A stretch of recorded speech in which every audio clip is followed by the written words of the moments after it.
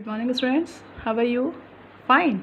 Okay, let's start our second chapter of SST, longitude and latitude. Look at this picture, globe, and answer the question. What do vertical and horizontal line on the globe represent? So vertical lines in a standing line and horizontal lines means sleeping lines. So what they represent? ठीक है, ये क्या represent करते हैं? Location of the place. What are these line called? और इन lines को हम क्या कहते हैं? जो वर्टिकल लाइन्स होती है दीज लाइन कॉल्ड लॉन्गिट्यूड, और जो हॉरिजॉन्टल लाइन होती है these called latitude.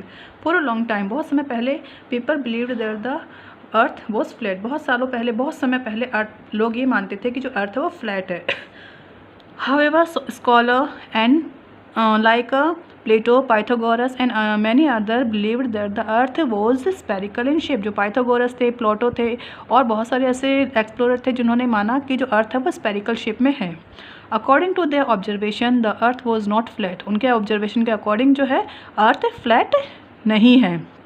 As the moment of the sun varied it and it was possible to see greater distance when sailor climbed on the mast or people climbed higher altitude. और उन्होंने बताया कि जो अर्थ है वो सन को रिवॉल्व करती है, चारों ओर चक्कर काटती है, और जो सेलर है वो मास्ट पर चढ़कर या फिर कोई पर्सन हायर एल्टीट्यूड पर चढ़कर अगर वो देखता है तो उनको काफ़ी दूर तक दिखाई देता है.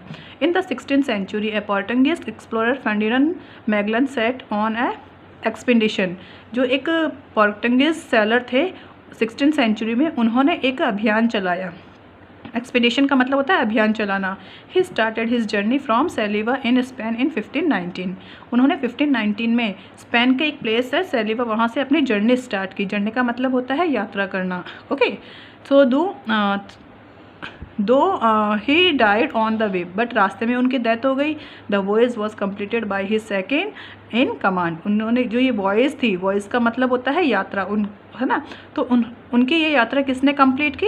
जॉन सेबेस्टियन एल्केनो ने. ठीक है, जो कि उनका सेकंड कमांडर था, उसने ये वॉयज कंप्लीट की इन 1522 में इन्होंने जो ये जॉन सेबेस्टियन एल्केनो थे, उन्होंने इसको कंप्लीट किया. व्हेन ही लेटर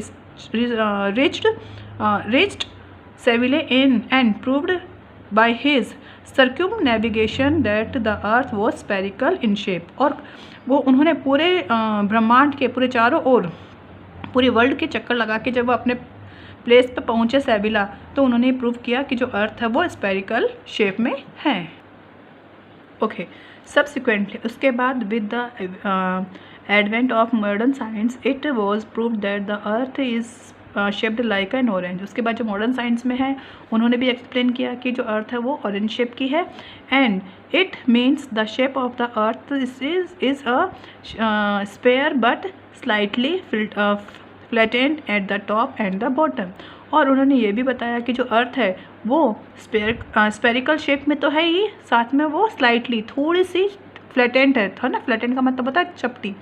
सो वो थोड़ी सी चपटी है. कहाँ से? टॉप एंड बॉटम से.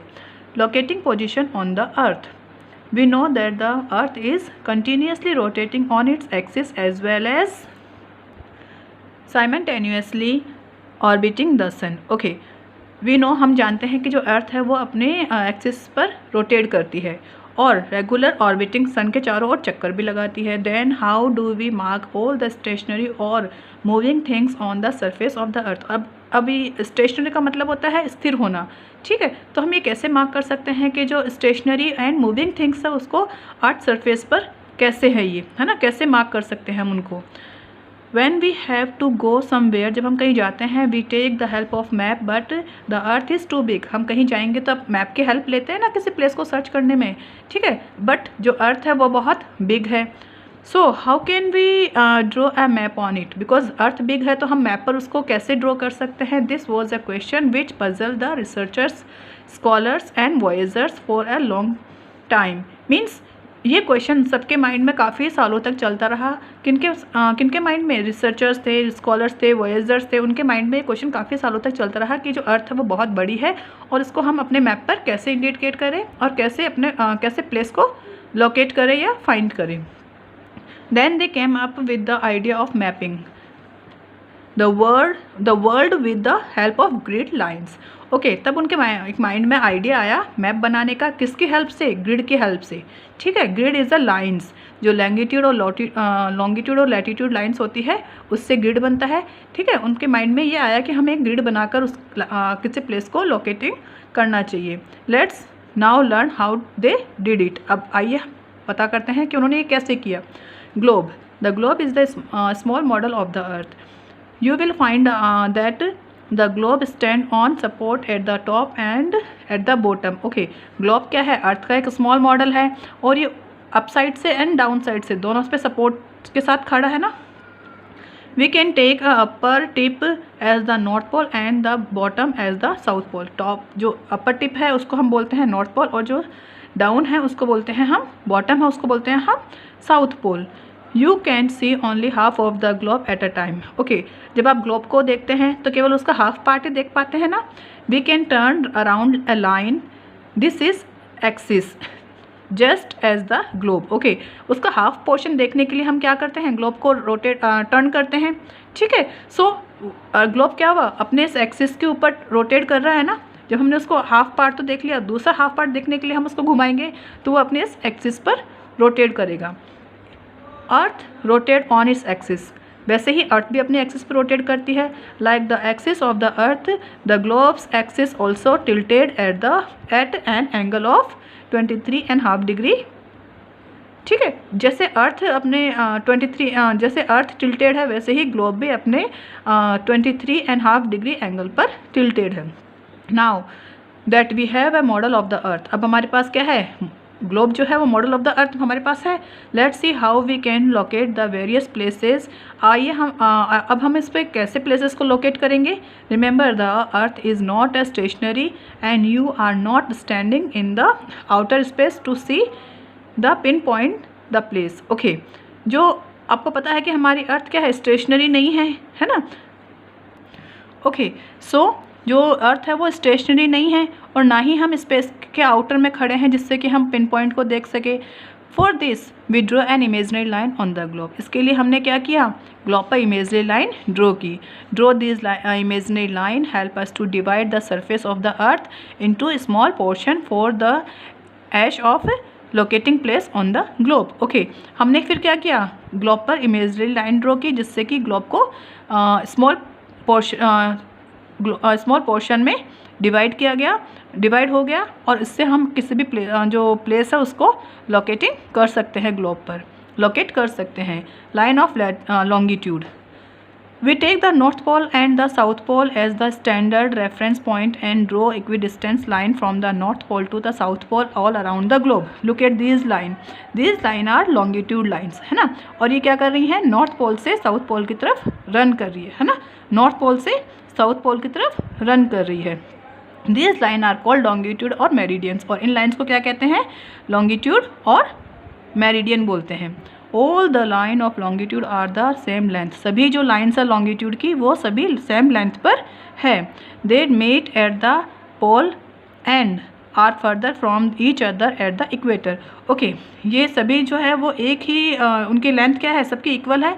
और ये जो यहाँ आकर एक पोल से दूसरे पोल पे आके ज्वाइन कर रही है ना, नॉर्थ पोल से स्टार्ट होके साउथ पोल पर मैच कर रही है, और जब ये इक्वेटर पर आती है तो एक दूसरे से दूर होती है, फर्दर होती है। ठीक है, there are 360 lines on longitude, जो 360 लाइन जो ये लाइन्स हैं लॉन्गिट्यूड लाइन्स है वो 360 है।